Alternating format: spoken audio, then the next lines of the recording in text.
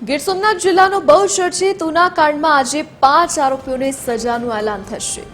ગઈકાલે વેરાવળ કોર્ટે મોટો ચુકાદો આપ્યો હતો, જેમાં કુલ 42 આરોપીમાંથી 5 આરોપીઓ દોષિત ઠેરવવામાં આવ્યા હતા, જ્યારે પુરાવાના અભાવે 37 આરોપીઓને નિર્દોષ જાહેર કરવામાં આવ્યા હતા, જેમાંથી 2 આરોપીઓના મોત થયા છે। વેરાવળ કોર્ટ 5 આરોપીને દોષિત જાહેર કર્યા। તારીખ 11 જુલાઈ 2016ના રોજ ઉનાના મોટા સમઢિયાળા ગામમાં 7 સભ્યોને મૃત પશુનું ચામડું કાપવાના પ્રકરણમાં હથિયારો વડે માર મારી અત્યાચાર ગુજારવાના ચકચાર ભર્યા કેસમાં 4 પોલીસ અધિકારી સહિત કુલ 42 આરોપીઓની ધરપકડ થઈ હતી। ઉનાકાંડ બાદ સમગ્ર દેશમાં બહુ ગહેરા પ્રત્યાઘાત પડ્યા હતા। માત્ર ગુજરાતમાં જ હુલ્લડના 74 બનાવ બન્યા હતા, જેમાં એક પોલીસ કર્મીનું મોત નોંધાયું હતું, જ્યારે કરોડો રૂપિયાની જાહેર મિલકતોને નુકસાન થયું હતું।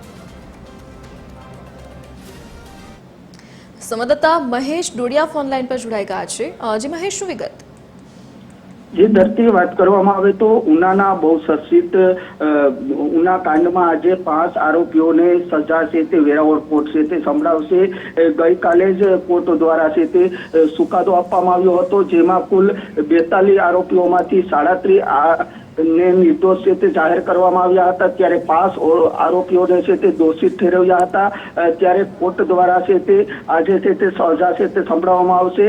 જે 2016માં બનેલી ઘટનાનો 10 વર્ષ બાદ છે તે આ ચુકાદો આવ્યો છે, ત્યારે ઉનાના સમઢિયાળામાં એક જ પરિવારના જે 7 સભ્યોને જે માર મારવામાં આવ્યો હતો, ત્યારે છે તે 10 વર્ષ બાદ જે 5 આરોપીઓ છે તેમને દોષિત ઠેરવવામાં આવ્યા છે ને તેમને વેરાવળ કોર્ટ દ્વારા આજે સજા છે તે સંભળાવવામાં આવશે। જી મહેશ, વિગત બદલ આપનો આભાર।